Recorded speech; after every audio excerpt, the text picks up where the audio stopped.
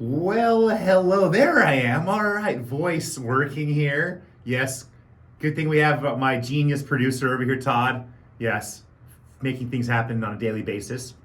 Always great to be back here with you guys. Yes, and still working on my technical background stuff here as well too. So we're gonna jump right into all the fun stuff that's happened here in the last week since we've been together. And this one I find to be, I don't know if I'd be worried about this one, but I guess the United Nations chief warned Monday, this is a week ago, that humanity is just one misunderstanding, one miscalculation away from nuclear annihilation.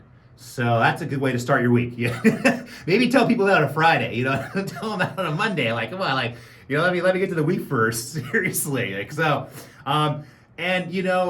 kind of actually been that way for a long time. This isn't anything new. It's the fact that now we've got, United States and Russia and China picking fights with each other. And they just so happen to be like world powers or whatever. And I think United States and Russia has these things called nuclear weapons. So yeah, it's not good. Back in the day, you just fight out in the street, with your fists. But now, and then the guns came in, and then nukes came in, and then yeah. Anyways, I mentioned this in the last week here, and I was hoping that the United States would make the right decision, but we love to do the wrong thing. Nancy Pelosi, I don't know what's wrong with this lady other than the fact that she's losing her mind and she's so old. I don't know what kind of drugs they're giving her to keep her alive. But obviously it's messing with her mental capacity. But she decided to go ahead and visit Taiwan against China's warnings. Now, here's the repercussions of this, right? And I'm going to go in a little further. But what's going to happen is China's going to speed up their plans to take over Taiwan. Because they're going to show the U.S. and say, well, you guys defied our warning, and so we're going to go and show you. Kind of like what happened with Russia when Putin's like, hey, either we make a deal in Ukraine, or I'm going to go take it over myself. And what did Putin do? He went and took Ukraine, the parts he wants, and they're going to fight it out until every last person's dead and all the weapons we send them and all the money we waste on it is gone. So I guess this is the first time that Nancy Pelosi went to Taiwan, becoming the highest ranking American official in 25 years to visit the island.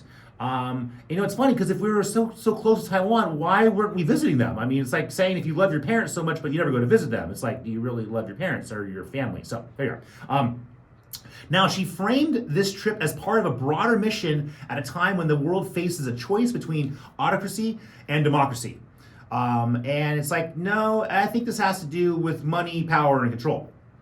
And so then, of course, what happens after that? Well, after she visit, I was reading here, but I guess 11 Chinese missiles struck seas north, south, and east of Taiwan on Thursday, less than 24 hours after Pelosi, visited Taiwan. So I guess the People's Liberation Army of China pretty much said that all the missiles precisely hit their targets, even though I guess Japan said that 5 landed in its waters. So you want to brag, but the U.S. is not going to say when we shoot missiles and stuff that we miss, but it happens a lot. But I guess the Chinese military called the exercise a prelude to a bigger show of force intended to punish the island for a visit by Pelosi. So good job, Taiwan. You should not let her in. The drills pushing even closer to Taiwan are expected to run 72 hours and will also give China, this is a good one here, will also give Chinese forces valuable practice should they one day be ordered to attack the island. So it's like they're practice shooting right now. It has to get close. But it's like with the sophistication we have with missiles and our guidance technology, I mean, you don't really have to practice. And if you have a lot of extra bombs, if you miss, it's okay. But I guess that, Taiwan said that China's military drills appear to simulate an attack on the self-ruled island. And after multiple Chinese warships and aircraft crossed the median line of the Taiwan Strait following U.S., of course, Pelosi's visit. And, of course, it infuriated Beijing. China has so far conducted missile strikes on targets in the seas around Taiwan, sent warships across the Taiwan Strait. It's also cut off defense and climate talks with the U.S. and imposed sanctions on Pelosi in retaliation for her visit. So see, these are things that happen immediately. When you make a mistake, people are going to, for every action, there's a reaction. Okay? And again, when people warn you about things, you need to take those warnings seriously. we're not taking the warning seriously. And I have a big problem with our government officials like Pelosi. Remember, she's the one with her husband getting the DUI, so her husband can't even is breaking the law. And they have tens of millions. They're the family of the Gettys. I mean, they come from drug dealers. I mean, they're corrupt family lines. Newsom's related to them, and they're all part of a corrupt government system. And what are they doing? They're endangering the lives of people around the world. The fact that we're allowing this person to exist in our government, the fact that we allow our government to exist in the first place, is endangering Americans' lives and futures.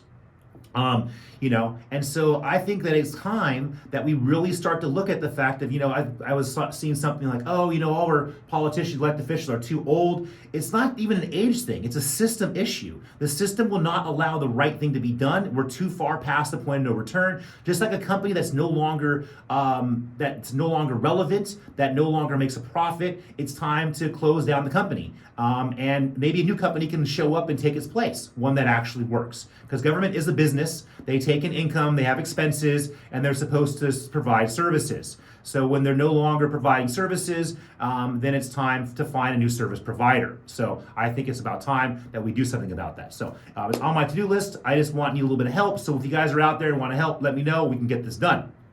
And then here, I was reading another thing here. This is fun. Police dispersed about 100 demonstrators in Congo's eastern town this last week, a day after UN peacekeepers returning to duty killed 3 people and wounded more than a dozen at a border in Uganda. So wait a second here. So UN peacekeepers killed 3 people. wait, peacekeepers, and then they injured another dozen. I guess tensions between the population in Eastern Congo and the UN peacekeeping force have risen dramatically in the past week or so, with more than 20 killed in protests calling for the force to leave. So the people living there don't want these UN peacekeepers to be there because the peacekeepers are disturbing the peace. They're actually killing people.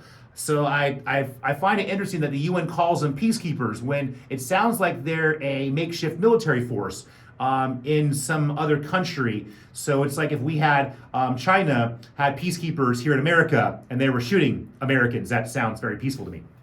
I thought we had a problem with gun violence. What happened to that? Come on, UN, get back to peace here. Peace, love, come on. Didn't hippies teach us something there? And then good old Governor Gavin Newsom. I'm going to jump around the world here, actually, get back to California. He declared monkeypox a state of emergency in California. And then Nathan Fletcher, who was like little Gavin Newsom's like little mini-me, he's like, hey, Newsom did this. Hey, look at me, look at me, look at me, look at me. So then Nathan Fletcher declared monkeypox an emergency in San Diego County because supposedly the county is not in the state of California. I mean, if it's a California issue, it should be, it's like it should be an issue, right?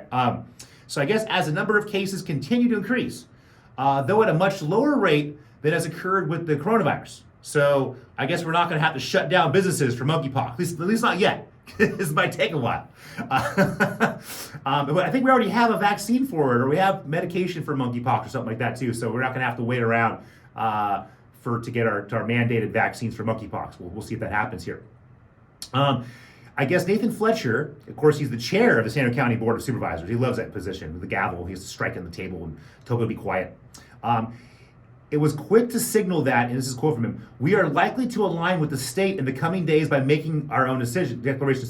So after Newsom said it, pretty much then Nathan Fletcher said, we're probably going to make a declaration, and then he made a declaration. Like, why don't you just say you're going to do it? Why are you going to talk about it? We're probably going to do it in the future, and then we did it. And so you made a declaration that it's an emergency. Now, they didn't really explain what this emergency is because supposedly it's spreading at a much lower rate. Now, here's where it gets interesting. And I don't watch much news. I read a little bit here and there. I try to stay out of as much just to get enough information so that I can make fun of what's happening around the world, so I can entertain all listeners and viewers out there. But I guess that there's the demographic issue here. So, when it comes to monkeypox, I guess it's mainly been in the LGBTQ communities.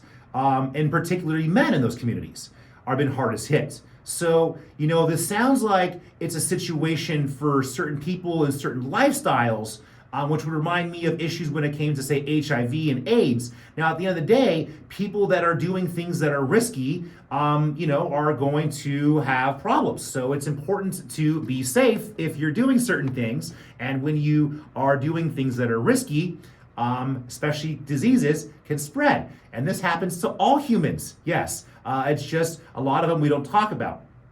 But so I found that interesting because it's hard to find information in the news that specifically talks about who is getting monkeypox and the type of people that are getting it and what type of behavior is spreading it. So it's something that it's not like chickenpox. It's a little bit different than I come to find out. I guess the risk to the general population remains low, but we are vigilant about the potential for a spillover. So, we have to watch out because I guess things spill over. We don't need to get into that. Most listeners here are probably adults.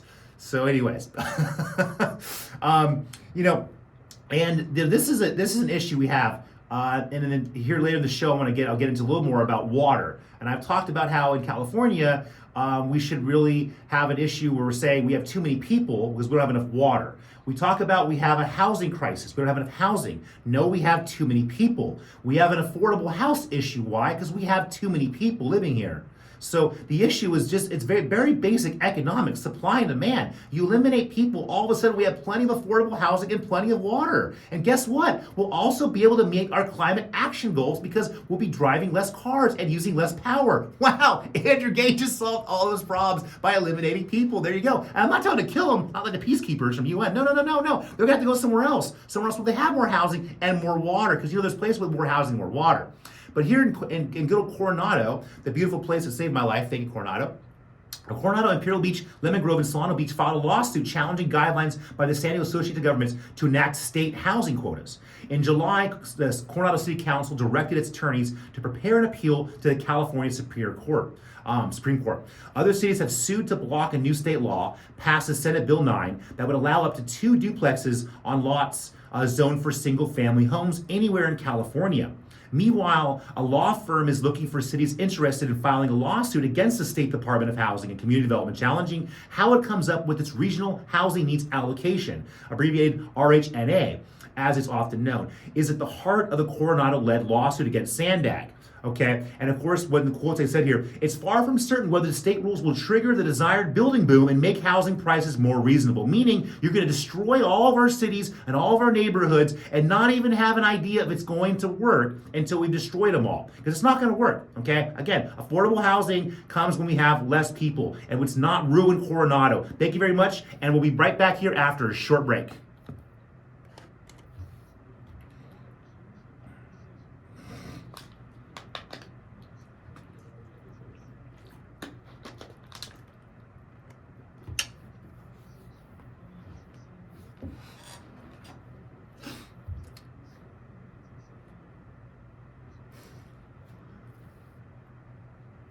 Yes, that is who I am. I don't know if my mom or dad, which one picked the name, but I think my dad picked the last name.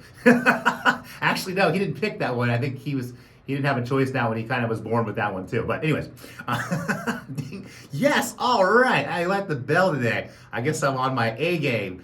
Yeah. Thanks, Todd. But getting back to San Diego, right? So after we ruin all of our neighborhoods and we try to force housing down cities, because remember, like, cities should have a right over what happens in their city. We shouldn't have the state mandating what happens in our cities because it's obvious the state doesn't really care about us. But in good old San Diego, okay, the city of San Diego leaders have declared a war on natural gas. So now we're declaring war on natural gas. All right, here we go. See, we love getting into fights.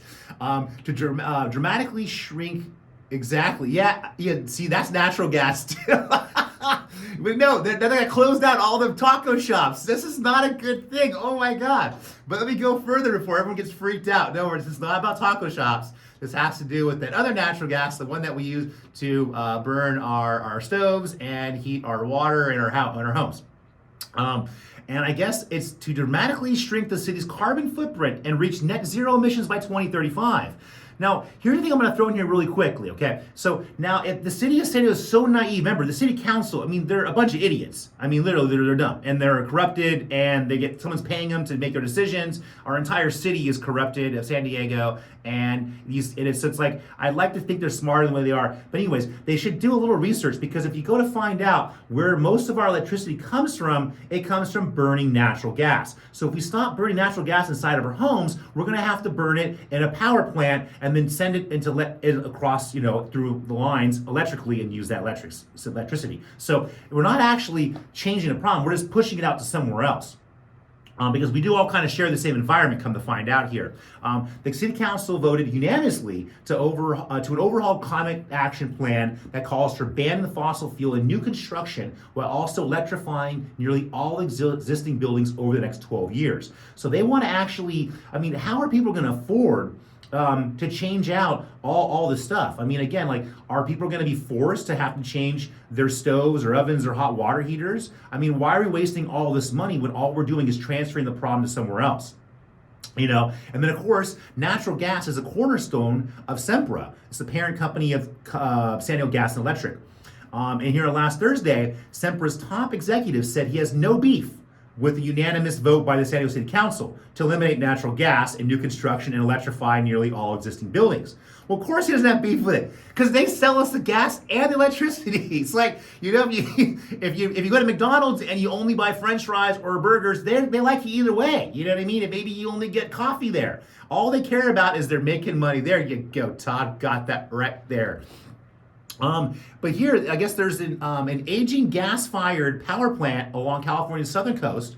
They won't be required to pay fines for some water pollution it causes through 2023. So I guess they get to stay alive a little longer and not pay these fines for polluting the water. It was Redondo Beach Generating Station is one of the 4 coastal power plants that were set to close in 2020, but the state is keeping them open in an effort to avoid power blackouts on hot summer days and when there may not be enough renewable energy available. Yes, that's a good idea. We need to make sure that we generate enough power that we're using. Again, we just eliminate some people and we can close down all these gas-powered plants, and because we won't need the electricity. The power plant uses ocean water to cool down equipment and spits it back out, a process known as once-through cooling that pollutes the water supply. So, we also not only have a problem with water pollution, we talk about all the time here in Coronado, sewage coming from Tijuana, polluting our waters, but we're also polluting it from our power plants. And I know also there's issue, I think, when it comes to fish, killing off marine life. So we have an issue when it comes to, obviously, when it comes to our environment, and it's how we generate power, and then of course how we're polluting our waters. And that's something that's really important, because water is one of our most important resources that we have. As humans, I believe our body is like 76 or 79% water. So it's like kind of a staple for life, even more important than McDonald's. So, we were talking about, gas prices have come down a little bit, I guess. I haven't gotten gas. I've gotten gas, I think, twice this year, I think, so far. I drive Tesla. So, yeah, anyway, so we're burning natural gas to be able to put electricity in my Tesla. I'm not here hugging a tree, pretending I'm not part of the problem as well. I try to drive less. But BP said its earnings from April to June almost tripled from a year earlier, which is just like how, I guess, ExxonMobil's and Chevron's profits all triple. So all of them pretty much windfall with these high gas prices. Increasing pressure on governments to intervene as energy companies profit from high oil and natural gas prices that are fueling inflation and squeezing consumers, which the government should already done something about. But remember, these companies also contribute a lot of money to our government officials, so the courts are not going to crack down on them. But here's a quote that I think that I like here. It says, "I think BP is very sensitive to the reputational problems of making money at this level." Yeah, I don't really think they care about their reputation. I think they care more about making money. Yeah.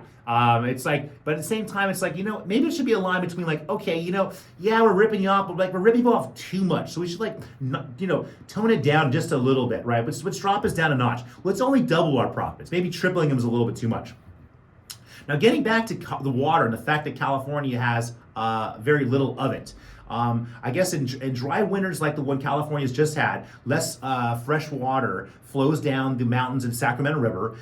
It's the state's longest river. This allows saltier water from the Pacific Ocean tides to push further into the state's main water hub, known as the Delta. I grew up in the Bay Area, and the Delta is a huge water system up there, and the Bay that feeds in the Bay Area. It helps supply water to 2/3 of the state's 39 million people and farms that grow fruits and vegetables for the whole nation. So 2/3 of the water that goes for California residents comes from this Delta region. The Delta is the longest estuary on the west coast of the Americas, which I didn't actually know that. But so I was like, I actually grew up there and I didn't even know that. Shows how much I pay attention.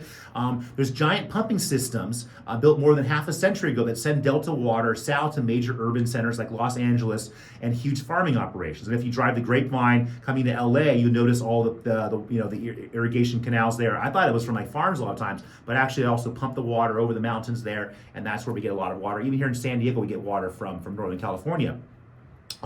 And where I went to high school in Northern California was in Antioch. It was kind of East Bay, about an hour or so east of San Francisco. And so when I saw this other article, and in Antioch, there's 115,000 people, the population there. I think it was maybe about 100 or so when I lived there. It's grown a little bit, even though it's gone way downhill. Crime there is horrible. I go back, I don't recognize it. It's really, really sad. Officials are investing in a desalination plant there.